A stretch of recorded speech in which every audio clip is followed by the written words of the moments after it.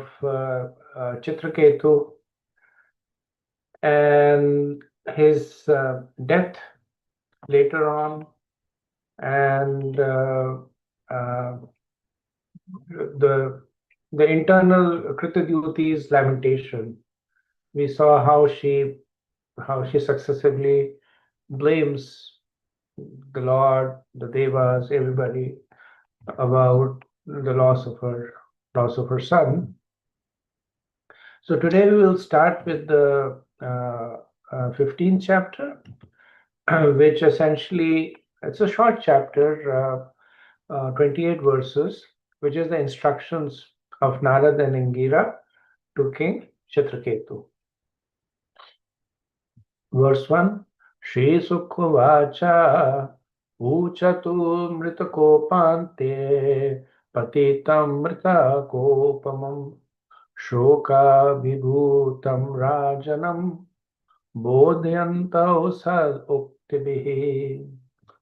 Sri Sukadeva Goswami said, when King Chitraketu became overburdened by lamentation, lay like a while Chitraketu, overcome by lamentation, lay like a dead body.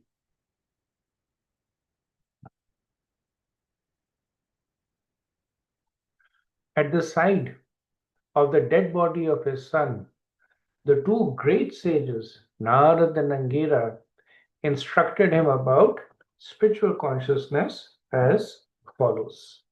So in 8 verses, we will see Narad and Angira instructing Maharaj Chitraketu. Verse 2, Koyam syat tava Rajendra bhavamyam manushrocati tvam chasya katmaha srashtav puredanim atah param. O king, what relationship does the dead body for which you lament have with you? And what relationship do you have with him? You may say that you are now related as father and son. But do you think this relationship existed before? Does it truly exist now? Will it continue in the future? So when Sukadeva Goswami introduces this, he describes this instructions as Sad Uktibihi. So Sad Uktibihi means one that provides actual and lasting relief. So the instructions are not like blowing on a boil. Later on in the earlier in the first canto, Srila Prabhupada writes, this is 8th chapter, verse 4. In the purport, he writes, this clearance of the misgivings of material existence at once takes place by association with the Lord's devotees, who are able to inject the transcendental sound into the depths of the bewildered heart, and thus make one practically liberated from all lamentation and illusion. And so, Srila Prabhupada, that verse is glorifying the association of advanced devotees, specifically associating with their instructions. So, in this verse, we see that Sukadeva Goswami is, or rather, Angira / Narad. It's not clear who said that, but for the sake of discussion, let's assume that it's Angira. So Angira says to Chitraketu that who is this person who has died? And Chitraketu says that he's my son. Then Angira says, how are you related to him? And Chitraketu says, I'm his father. So then Angira says, what about the previous birth? Chitraketu says, I don't know. Then Angira says, what about this birth? What about now? So Chitraketu says, At one point in this birth, we were related as father and son, but not anymore, since he is now dead. And then Angira says, what about next birth? And Chitraketu says, I do not know. So then Angira says, so now you understand. Those who are sons in previous births may become father in the next birth, or may well become your enemy. So the sages are like expert physicians. They attempt to cure the disease at a root level, not at a symptomatic level. That's the big difference between Western medicine and Ayurvedic or Indian medicine. Western medicine is mostly focusing on symptomatic relief. And that's why it has to be taken all the time, and over time it becomes less effective. It has side effects. And Ayurvedic medicine may take long to act, but it is causal relief. It tries to adjust the cause. So similarly, the sages, Narad Muni and Chitraketu, they're not interested in consoling. I mean, Narad Muni and Angira, they're not interested in consoling Chitraketu, right? Because they may console him and go away, but his attraction to having a child will still remain. And he will again go through the same cycle of misery. But at a root level, the cause of the lamentation of Chitraketu is his attachment to his son. Through these instructions that Chitraketu will be given, Narad and Angira will bring forth the temporary nature of the relationship, right? So we'll see that the instructions, they fall into two general categories. They will talk about how the material relationships are temporary, and then they will introduce Chitraketu to permanent relationships in the spiritual perspective. Srila Prabhupada writes in the purport that the instructions given by Narad and Angira Muni are the true spiritual instructions for the illusion conditioned soul. It also says these temporary relationships did not exist in the past, nor will they exist in the future. Therefore, at the present moment, the so-called relationships are illusions. Right? So Prabhupada talks about an important point that if somebody is trying to relate to these instructions, now Chitraketu's son is dead, right? So he's saying, I'm not sure about the relationship now. But in many cases, or in most cases, the relationship is still there.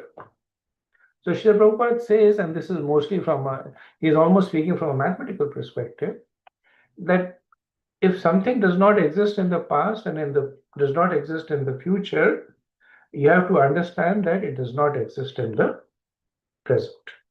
Or if you think that it exists in the present, it's an illusion. Right? So he's stating it as a principle. Okay, verse 3. Yatha prayanti samyanti shrotu vegana balukaha samyujyanti vijyante tatha kalena dehena. O king, as small particles of sand sometimes come together and are sometimes separated due to the forces of the waves, the living entities who have accepted material bodies sometimes come together and are sometimes separated by the force of time. So the transient nature of relationships that was enunciated in the previous verses is explained through an analogy. That the souls or the embodied souls sometimes come together and they are sometimes separated by the force of karma. It says the force of, it's a tatha kalena dehena. Kalena is time, but really speaking, karma acts through the agency of time. Just like particles of sand, they sometimes come together and are separated by wind. So the point that is made over here is that intrinsically there is no attraction between these particles of Sept. They are acted upon by externally, and that's why they come together and then get separated. So same thing, there is no intrinsic uh, uh, permanent relationship between the jivas. Now maybe you can say there's a permanent relationship in the spiritual world, but this is the embodied jivas that he's talking about. So there's no intrinsic relationship between them, but by the force of destiny, by the force of karma, they come together and then they go away. So again, this is an instruction that comes over and over again in the scriptures, right? In very early in the Bhagavad Gita, Krishna tells Arjuna, "Jatasya dhruva mrityu, dhruva janma mritasya cha." That one who takes birth is sure to die, and after death is sure to take birth again. So don't be bewildered by this. Then in the Bhagavatam, when Vasudev is speaking to Kamsa, Mrityu Janvatam Veera, and he says that, "O great hero, one who takes birth is sure to die, and from death is born for death is born with the body. And one may die now or after hundreds of years, but it is inevitable." And similarly, in the seventh canto, we see Hiranyakashipu consoling Diti at the death of her son Hirnaksha. He says that, "My dear mother, in a restaurant or a place for drinking cold water, travelers sometimes come, they drink water, and they go to the respective um, destination." Right? And Prabhupada in the purport, he also quotes 213, Deno Sminyathade Kaumara Ravanam Shana. So this whole notion of the transience of material relationship, the temporary relationship of the soul with the body, it's one of the fundamental foundation of the Vedic instructions. Verse 4, Yatha dhana suvaidhana bhavanti na bhavanti cha evam bhutani bhuteshu choditani shamayaya. When seeds are sown in the ground, they sometimes grow into plants and sometimes do not. Sometimes the ground is not fertile and the sowing of seeds is unproductive. Similarly, sometimes a prospective father, being impelled by the potency of the Supreme Lord, can beget a child, and sometimes conception does not take place. Therefore, one should not lament over the artificial relationship of parenthood, which is ultimately controlled by the Supreme Lord. Now, when Angira and Narad are preaching to Chitraketu about the temporary relationship of a father with a son, then Chitraketu may respond saying that, "For no offense of mine, I suffered for a long time without a son. And now I suffer at the loss of the son." So in order to pacify that thought, Angira is giving the example of graves germinating, right? So literally here, when he says seed, it also refers to the bija, the virya of Chitraketu, the semen of Chitraketu, right? So literally the example is that sometimes the semen falls on fertile grounds, which means a woman who is able to bear children, and sometimes it does not. So even though Chitraketu was potent, but all the women that he married were barren. Okay? So what are the chances of 1 crore woman being infertile? So the point that they're making is that clearly you have to understand that you are not destined to have a son. So both Vishwanath Chakravarti Thakur and Srila Prabhupada, they expand on this analogy to derive some deeper meanings. So first point they make is that one has to understand that the material relationships are temporary. Like in this case, there is no father and there is no son. So why lament for that which is illusory? Some grains germinate and some do not. Some grains that do germinate also get destroyed. Some grains produce and some grains are produced. All this is incidental. So if one is trying to see permanency in this, and understanding is the gains that produce are the father and the gains that are produced are son. Right? But all this is incidental. There are some grains that can produce and some grains will not. Right? But one who looks at this and understands it can understand that there is no real lasting relationship as father and son. Even though here contextually is talking about father and son, but this is applying to all material relationship, right? So the first lesson is one should see that material relationships are illusory. Second point that is made is that the fact that Chitraketu could not have a son is a matter of destiny. Why lament for the inevitable? Right? Now, in regard to destiny, Chitraketu might say that regardless of my previous birth and future births, in this birth I am suffering from the separation of my son.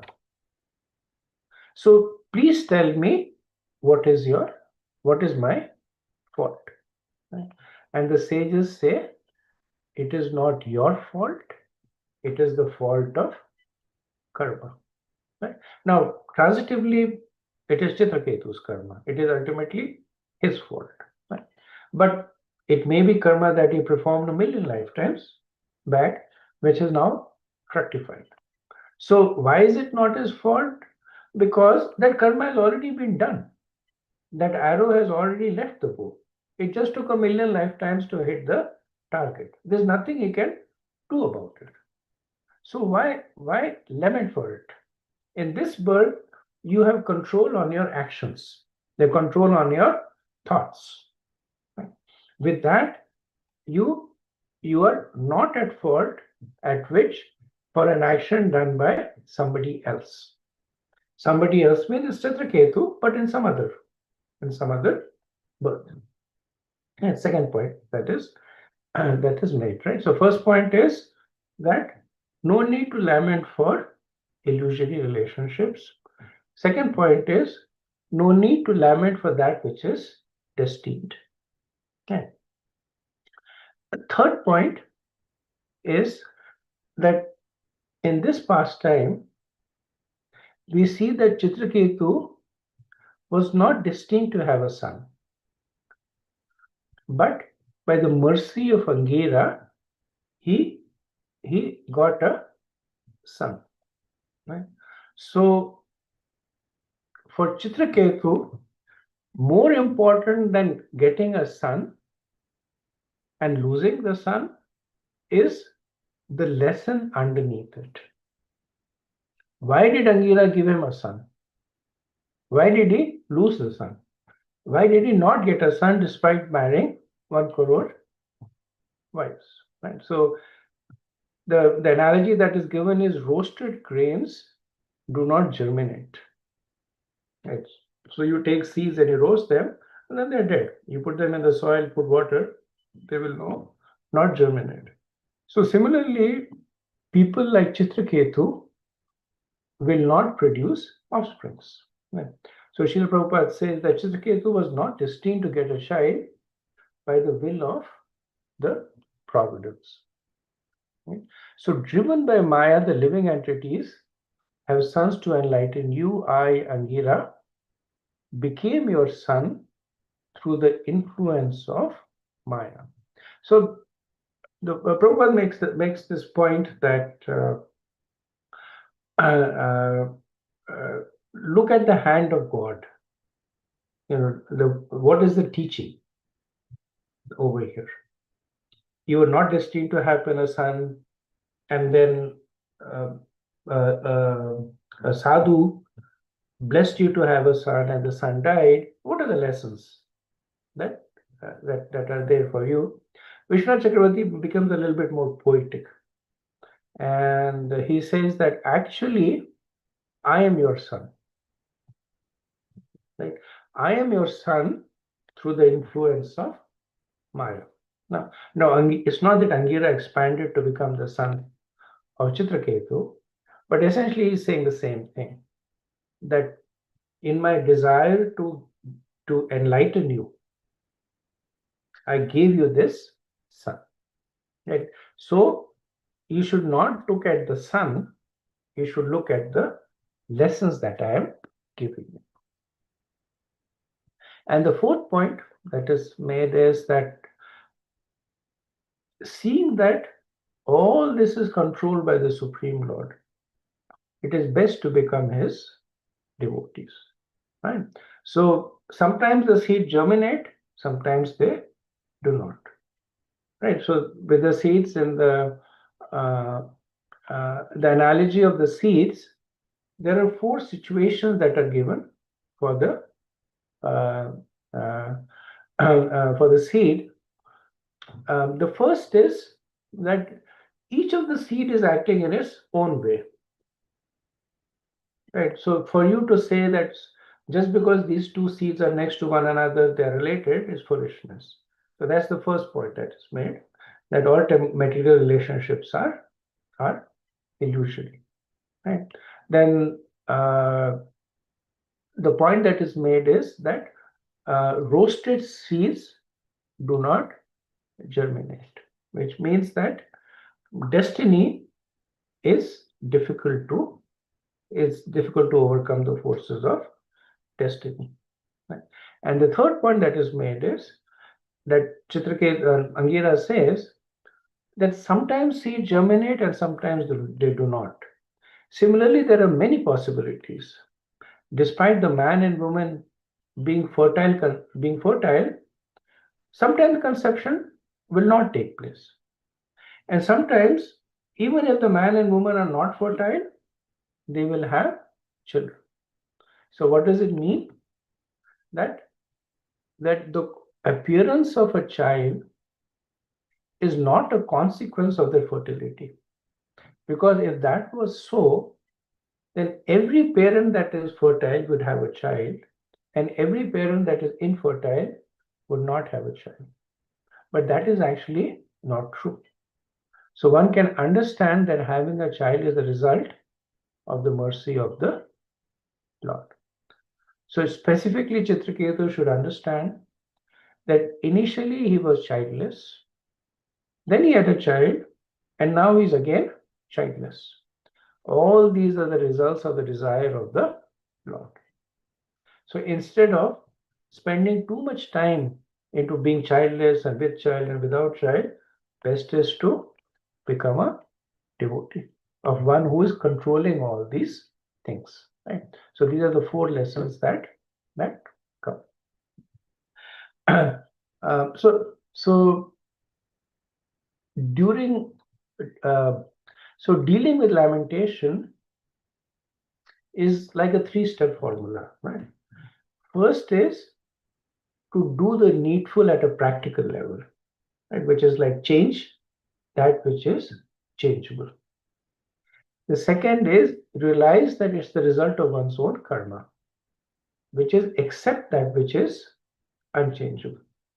And third is to transcend these two by the practice of bhakti, which is raise one's consciousness above both. So the lamentation of Chitraketu is being driven through these three stages by the instructions of Narada and Chitraketu. So firstly, we see that Chitraketu was unable to accept that which is unchangeable. So he married over and over again, and he was never able to have a son. Then he went and pleaded to Agira Muni, and he received a son. As Vishnu Chakravarti says, that he received a son only by the influence of Maya. Now, in one way, Angira Rishi changed the destiny of Chitraketu. But he changed in a very small way. Like he limited the impact by saying that the sun would live for a short time. Right? Unlike Vishwamitra, he like permanently sent Rishabku to Swarga. Angira did not do that. Right? So um, while while he was in a small way changing the destiny of Chitraketu, he was essentially getting him to realize these three things. That there is no that uh, uh, one should always, so the people react to destiny in two ways. One, they'll say, I do not I do not accept destiny, my effort is everything. Right? Which is what Chitraketu's position was. That even though he could understood he was not destined to have a son, Ugra karma, marrying over and over again, pleading with whoever comes, Angira, right? So that was one thing. Then rather than accepting that which is changeable, he did not change that was actually changeable. Now, in this, what is it that was changeable? What was changeable in this was Chitraketu's desire to have a son. That was in his hand. He cannot change destiny, but he could have changed his desire. He was very, very tenacious. He could have changed that tenacity. And while changing that, while doing the first and the second, he could have raised his consciousness above both. He could have adopted a son. So there are cases where kings were not able to have a son, they adopt a son. Or there are cases that they simply accept the fact that they will not have a son, and they appoint somebody else to be their successor. And in Mahabharata, we see that example. So while everything that Chitraketu was saying was true, but that was one version of the truth that he chose to follow. So Prabhupada gives the example of the contrary. He says, in the present day, men and women who are destined to have children try to change that by the use of contraception. However, despite the use of contraception, sometimes pregnancy happens. Why? This is by the will of the Lord. So we must conclude that our arrangement of the so-called scientific knowledge cannot determine what will take place. Okay, moving on to verse 5. Vayam chatvam chaya che me tulyakala sacharacharah janma vrityuryatha paschat pranevam madhuna pibo. O king, both you and we, your advisors, wives and ministers, as well as everything moving and non-moving throughout the entire cosmos, at this time are in a temporary situation. Before our birth, this situation did not exist. And after our death, it will exist no longer. Therefore, our situation now is temporary, although not false. So now Angira is speaking about the object of Chitraketu's lamentation, the death of his son. Right? So he reasons that by this logic, that you are lamenting the death of your son because he has changed. Everything in the universe is lamentable because it is constantly changing. Everything in the universe is temporary. And he says, why is they temporary? They did not exist before a certain period of time. And they will cease to exist after some time. But Chitraketu may say, fine, but they're present now. So he says that even the present existence is temporary because there is change always happening. So everything in this universe is always existing on a temporary platform, just like your sun. If you want to lament for your sun, then you should lament for the entire universe. And most importantly, you should lament for your own self.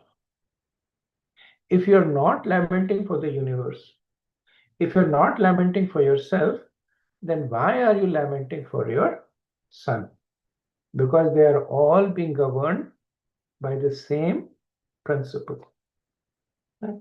So all these are uh, uh, real and unreal, right? So they're real because they exist, they're unreal because they are temporary. Prabhupada makes this point in the purport that the Mayavadi philosopher says Brahma Satyam Jagan Mithya. The Brahman is living and factual, but the present bodily situation is false. According to Vaishnava philosophy, however, present situation is not false but temporary, just like a dream. Dream does not exist before one falls asleep, nor does it continue after one awakens. The period for dreaming exists only between these two, and therefore it is false in the sense that it is impermanent. So similarly, the material creation. Okay. Verse 6. Bhute bhutani bhutesha srajate avati hanti cha atma shashter asvan asvantantre anapeksha pibalava. The Supreme Personality of Godhead, the master and proprietor of everything, is certainly not interested in the temporary cosmic manifestation. Nonetheless, just as a boy at the beach craves something in which he is not interested, the Lord, keeping everything under his control, causes creation, maintenance, and annihilation. He creates by engaging a father to beget a son. He maintains by engaging a government or a king to see to the public's welfare. And he annihilates through agents for killing, such as snakes. The agents for creation, maintenance, and annihilation have no independent potency. But because of the spell of the illusory energy, one thinks himself the creator, maintainer, and annihilator. So here, now we see that Chitraketu is transitioning from matter to spirit, specifically to the personality of Godhead, right? And he transitions seamlessly, right? So the particular material situation that Chitraketu is wrestling with, he first, in the first 6 verses, he talked about the fact that why it is not worthy of lamenting, right? Now, and the reason he said it's not worthy of lamenting is because it is temporary, it is illusory, it is beyond your control. Now he's connecting that to the Lord. So he directly makes the point that materially absorbed, he's making a point that materially absorbed people do in times of adversity. So what do materialists do when there is adversity?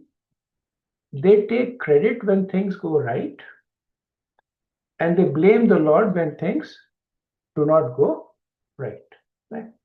So when Shokashok, the son of Chitraketu, had died, then Kritadyuti, she had roundly criticized the Lord for allowing the death of her son. Right? So Narad and Angira are essentially leveraging on this mentality that when a person is in material distress, they will criticize the Lord. But this is also the opportunity to introduce them to the Lord. Right? So generally speaking, counseling goes through various stages. It first focuses on the external manifestation of the hurt. Like somebody has a sore. So before you do anything, you apply some balm to the wound. Next is you address the cause of that sore, right? Which is that you explain the law of karma, wherein one understands that good and bad results are the results of one activity. And then finally, you introduce the person behind all this, which is the Supreme Lord. So this is what Angira is doing, right? So Angira, in order to speak directly about the role of the Lord, he simply says that all this is happening to Chitraketu is the will of the Lord. So Kritidyuti standing next to Chitraketu would say, absolutely, you are right. That is exactly what I was saying.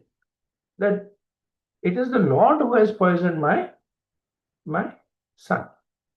So Angira says, true, you are right. All this has happened because of the illusory spell of the Lord. So you see that first he is engaging with the same point that Chitraketu is himself resenting. He is resenting the Lord for his suffering. And Angira is saying, you're right, the Lord is the cause of your suffering. He says, yes, which means the Lord is malicious. He says, no. This is happening because you are under the illusory spell of the Lord. So does that mean that the Lord is vindictive towards me?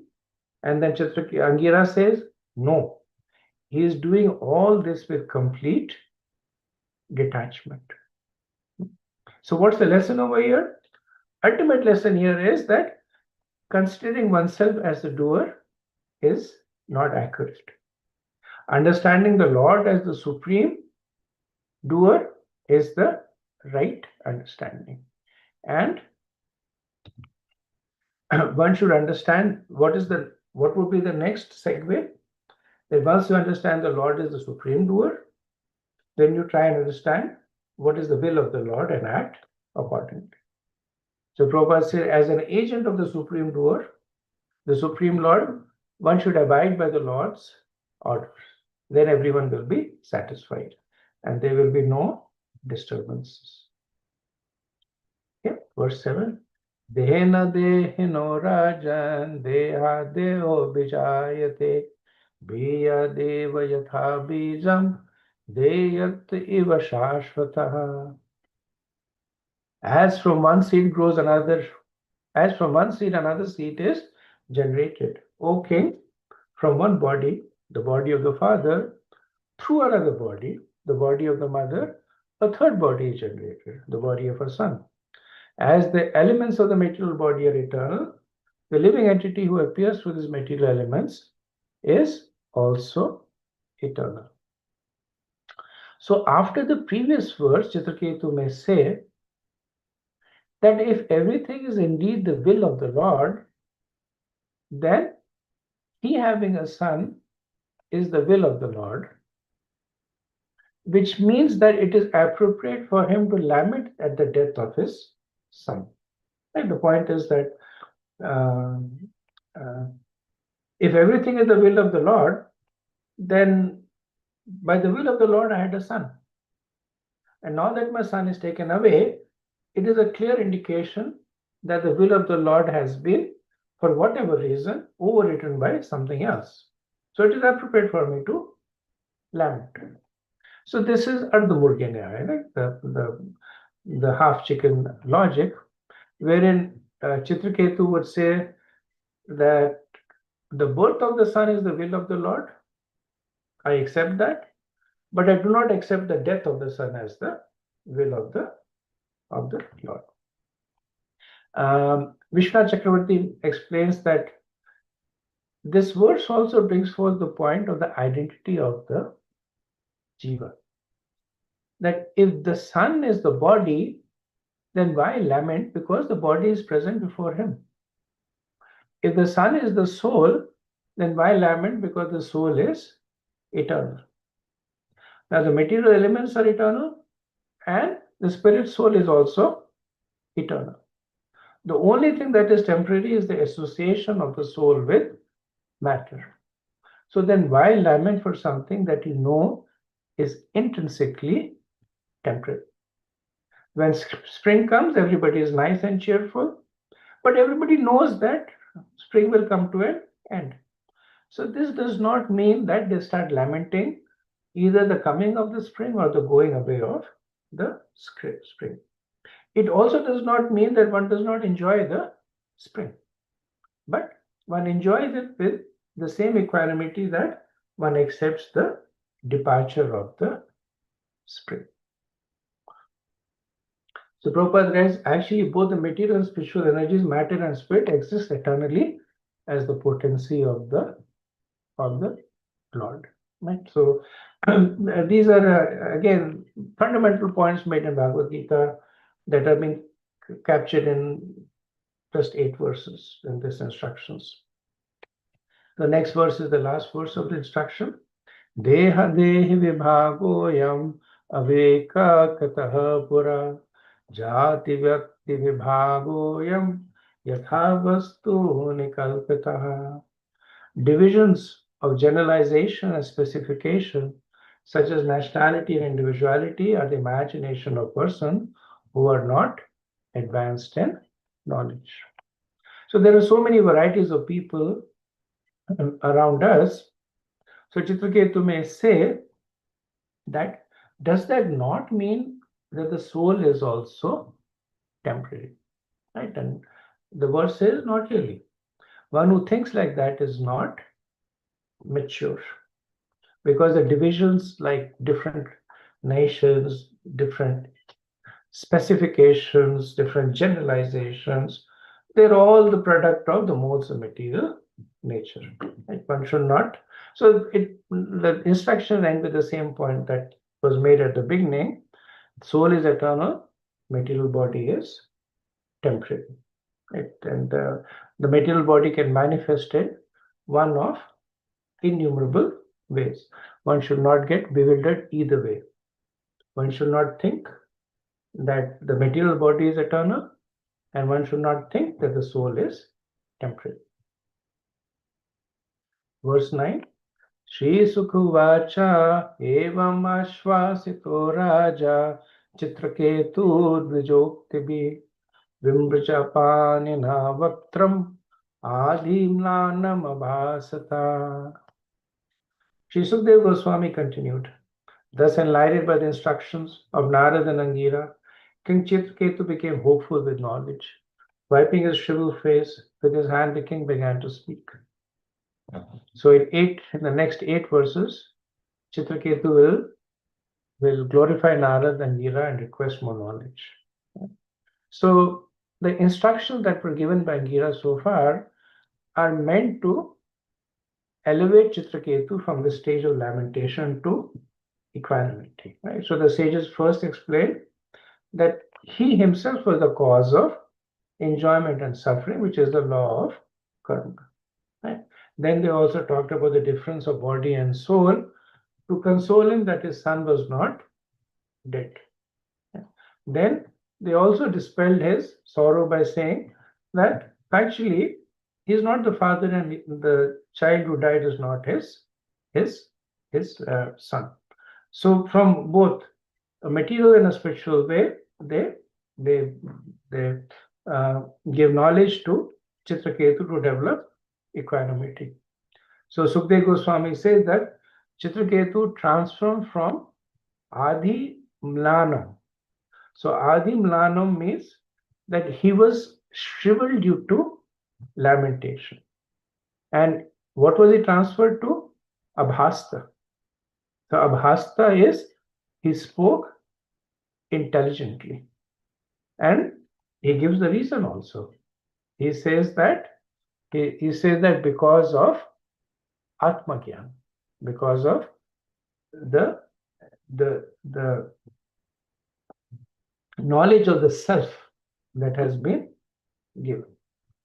So this is what is the real purpose of teaching, is to give hope in spiritual endeavors. Right? Actually, preaching serves 2 purposes. It gives hope in spiritual endeavors, and it also destroys hope in material endeavors. Right? So, and it does both in a subtle way. Right? Now, in case of Chitraketu, it was a situation where, exceptional situation, where everything was condensed. But generally speaking, if you look at we were preached to and we preach, the general mood of the preaching is Dukhalyam, Ashashvatam, and so many Kadam Kadam Vipalam, that so many. So the nature of the material world, that one who tries to seek happiness in the material world will eventually be frustrated. And then there is hope in spiritual endeavor. So you can't chant, fine. Still do some chanting. You cannot focus your mind on chanting, at least chant a prescribed rounds. You can't do this, can't do 16 rounds, do uh, do one round, right? So for those who are taken to spiritual endeavor, preaching is to give them hope and to maintain hope. So in his praise to Krishna, Brahma makes this is the famous Taktenu Kampam, that Mukti path is available to one who continues to expect the mercy of the Lord. When does he continue to expect the mercy of the Lord? In the face of adversity. Right? Now, in the praise of Prithu Maharaj, he notes that how Krishna is so merciful. Right? So, how is he illustrating the mercy of Krishna? Prithu Maharaj says that I am competing with Lakshmi Devi for the favor of the Lord. Right? Now, when Vishnu Chakravarti says that the Lord might say to Prithu Maharaj that why are you competing with Lakshmi Devi's position? What if Lakshmi Devi becomes angry with you? And Prithu Maharaj says that I am an insignificant devotee since I performed some insignificant karmakand activity, but I have faith in your bhakti, bhakta vatsalya, that you will be more merciful to the fallen. So he turns a adverse situation to his favor. So he says that when there is competition between me and Lakshmi Devi, since I am more fallen than Lakshmi Devi, and since your mercy is more for those who are more fallen, he says this specifically, that I expect that you will take my side if Lakshmi Devi gets upset at me. So one of the symptoms of Bhava Bhakti is Asha Bandhan. So Asha Bandhan means that in all circumstances, one keeps hope. So the devotee understands the quality of Krishna as Deen Bandhu and Kripa Sindhu. Right? So even when they are faced in hopeless situations, the devotee remains hopeful. Right? The quality of Asha Bandhan is that the Lord will support because of the lack of qualification, because he is Bhakta Vatsalya. Right? So there is the duality of emotions, right? Where a person says, I'm not really a devotee, or I'm a devotee but a fallen one. And I'm such a fallen devotee that I have no rights to the Lord. But then the Lord is so kind that he will make himself accessible to me. In fact, he is kinder to those who are more fallen, so he will make himself more accessible to me. It does not mean the person deliberately falls down and says that now the Lord will make himself more accessible to me. It means the devotee says, I'm already so fallen. That one person actually asked Prabhupada this question, that if the Lord is more kind to the fallen devotees, should not we become fallen? And then Prabhupada laughed and said, you don't have to worry about it. You're already at that stage. Right? So we are already experiencing the unlimited mercy of the Lord because of the state that we are, which far exceeds our qualification for that mercy. Right? Just because of the Bhakta Vatsalya bhag of the Lord. So in the Bhagavatam, we see that when the Vrajvasis were feeling separation from Krishna, then Lord Balaram actually went and gave hopes to them. Right? We see Lord Chaitanya Mahaprabhu delivering Jagai Madai. We see Narad Muni delivering Mrigrari. So these are all situations to demonstrate that even in the most hopeless situation, hope can be given by the mercy of the Lord. So the quality of those that give hope is that they themselves should be hopeful about the mercy of the Lord.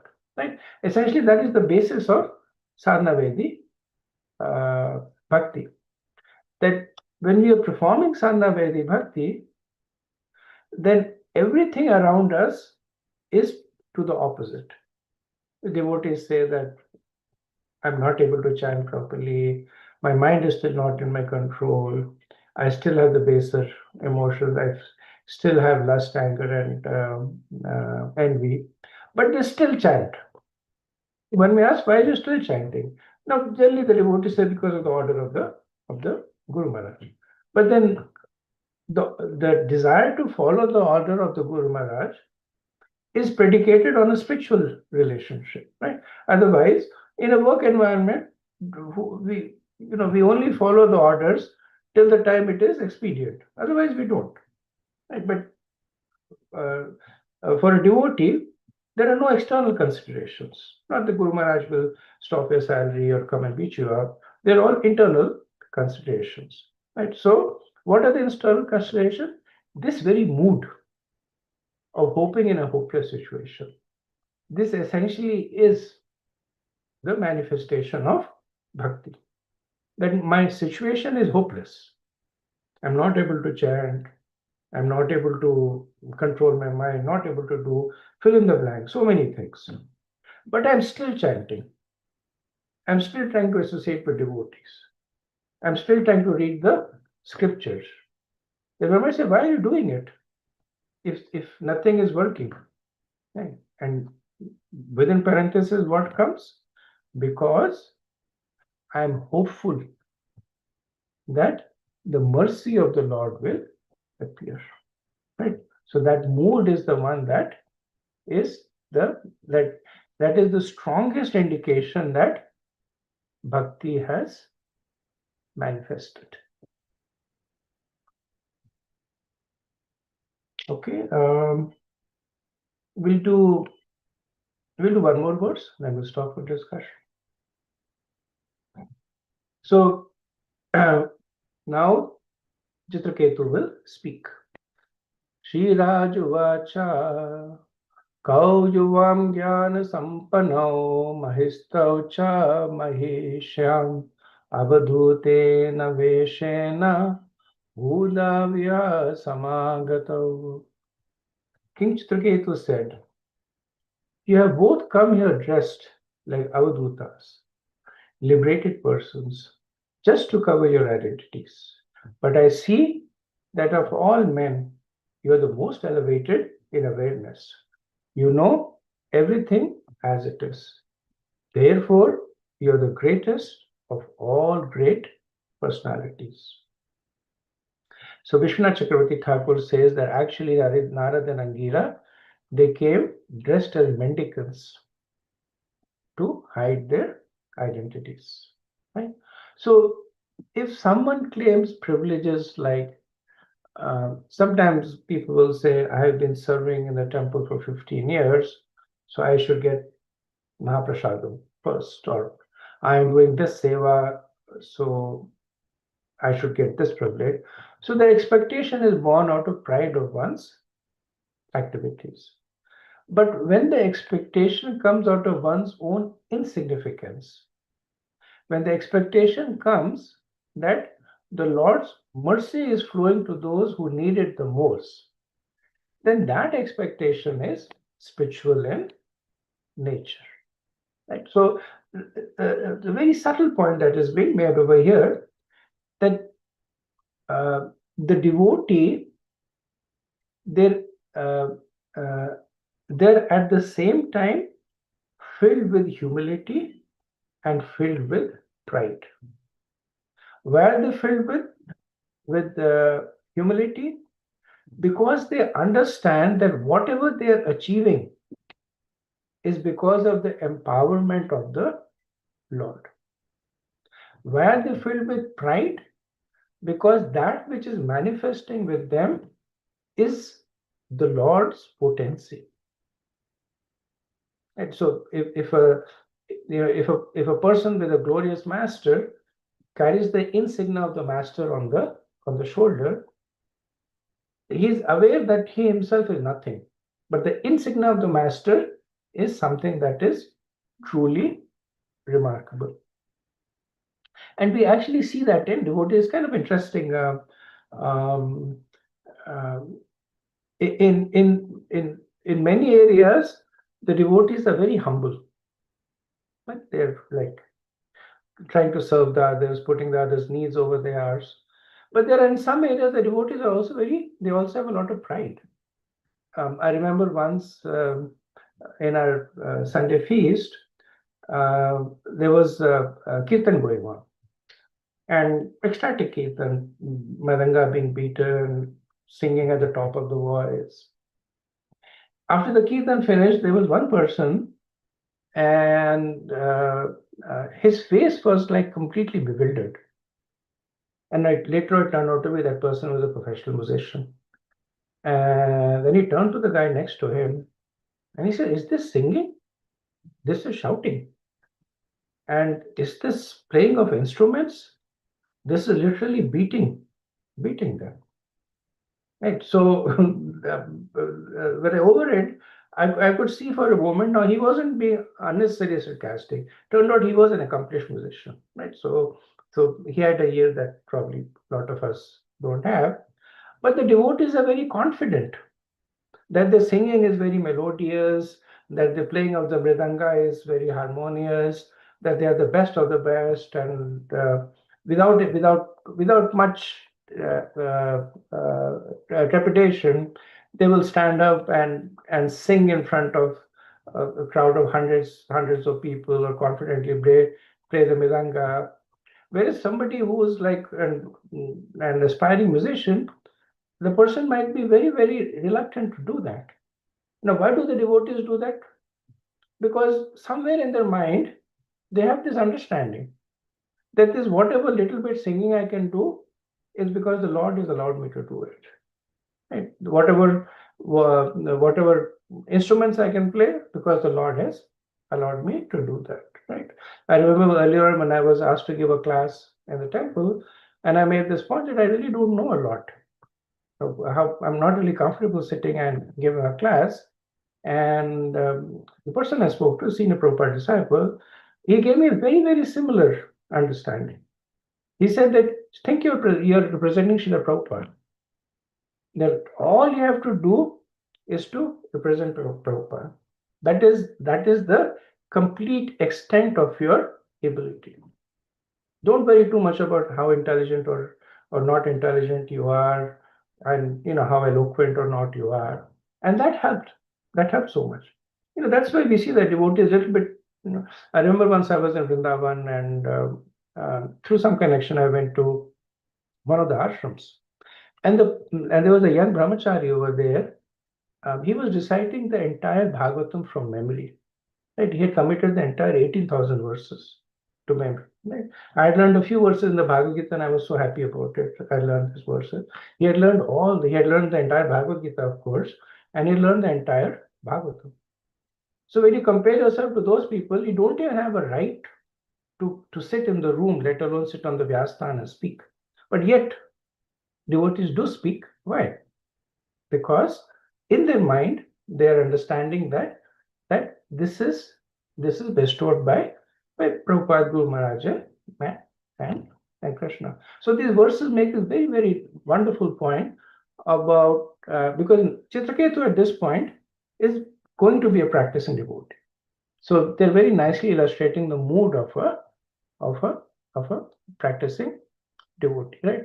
So uh, uh, just by hearing the moods, just by hearing the words of Narad Muni and Angira, so Vishnu Chakravarti says that if they were dressed as mendicants, how did Chitraketu understand that they were sages?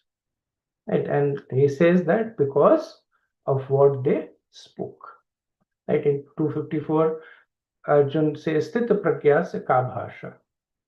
That what is the speech of a person situated in transcendence? And the purport Prabhupada says is that most important is how the man in Krishna consciousness speaks.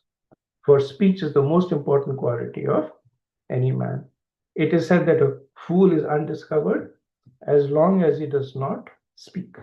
Similarly, a well-dressed fool cannot be identified unless he speaks, but as soon as he speaks, he reveals himself. So we see it in the beginning of the Bhagavatam. Classic example is Asukdev Goswami. Till the time he did not speak, he was considered to be a mad person. Like women and children were harassing him.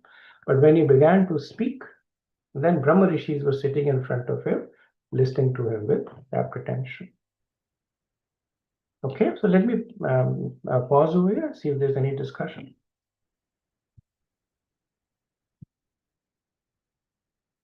Yeah, Hare Krishna Prabhu.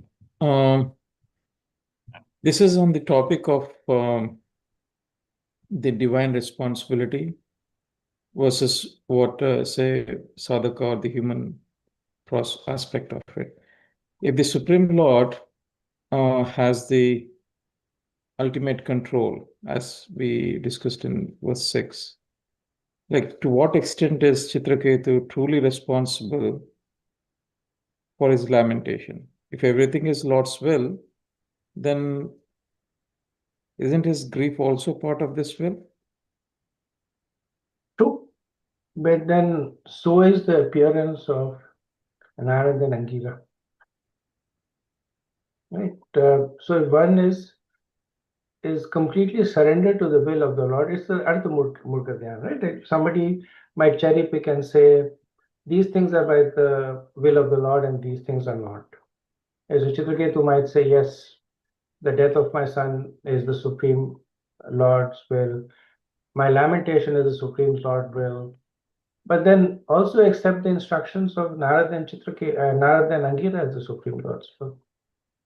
Right? So then take it through that stage also.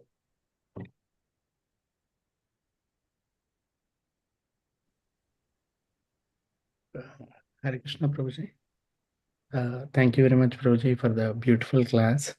And I have one comment and question, Prabhuji. The comment is basically my appreciation towards you, like, because like you are saying that singing kirtan in public, even with all mistakes and all, it gives, to me, honestly, it is because of the confidence that devotees never look low on you. If it is really required, they will give an advice that this is where you can do something better. But that confidence that, you know, they appreciate you and they welcome you, whatever you are trying to do devotionally. So that gives a lot of confidence for doing things so fearlessly, whether it is 100 people or how many people. So, so that confidence is actually instilled by you, Prabhuji. So I just wanted to thank you for that. And the question, Prabhuji, like, I understood to the point that, you know, uh, it is because of the Supreme Lord's illusory energy that is the cause of the situation he was put under, Chitraketu. So, and uh, so if I understand right, they are saying you come out of that Lord's illusory energy, then you are not. Uh, so how do I put like? Uh,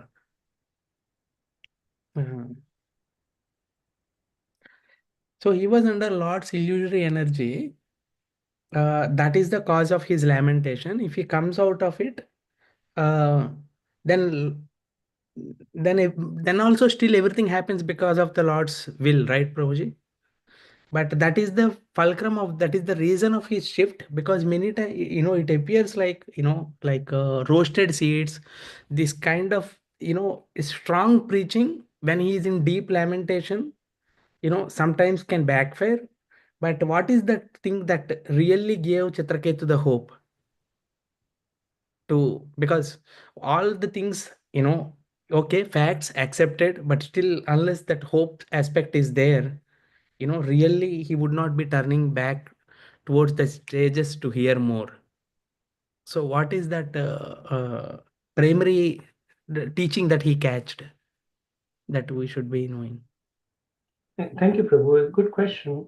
So if we see the progression in the instructions, first Angira and Narad Muni, they talk about the nature that there is no need for Chitraketu to lament. They give all these verses that relationships are temporary, this and all that, right? Then, like you're saying, Chitraketu would say, yeah, you're saying there's no need for me to lament, but I'm lamenting. That's the reality. So they say, yeah, you're lamenting because of the illusory energy of the Lord. So then his question is that I don't want to lament, so what do I do? Which means, how do I overcome the illusory energy of the Lord? So then the fulcrum changes to, you overcome the illusory energy of the Lord by taking shelter of the Lord. So that's where they are taking Chitraketu's attention. They're engaging with him first where he is. My son has died. Right? No need to lament, right? He's not your son, you're not the father. And anyway, everybody dies, right? So whatever it is. And then it's like Chitraketu saying, yeah, but all this is theory and I'm experiencing practice. So the question is that this practice is because you're under the spell of Maya.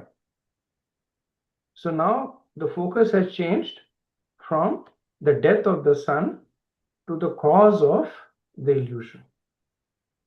And then his question is, okay, now the desire of Chitraketu is still the same. I don't want to lament. But initially, for him, not lamenting means give me a son. Correct. Now his focus is not lamenting means how to take shelter of the Lord. Right? And you see that they've established this. Right? So that's the beauty of the preaching, that they take him from where, engage with him where he is, and Yes. then take him to where they want him to be. Yeah. And Chitraketu is walking every step of the way. Yeah, it is amazing to see that his desire is not to lament actually. That's why he is lamenting, because the reasons are different, both scenarios. Exactly. Exactly. Thank you, Prabhuji. Okay, thank you, Bulandia. Vanchakalpatarubhyascha कृपासिन्धुभ्यैव च पतितनाम पावनेभ्यो वैष्णवेभ्यो नमो नमः।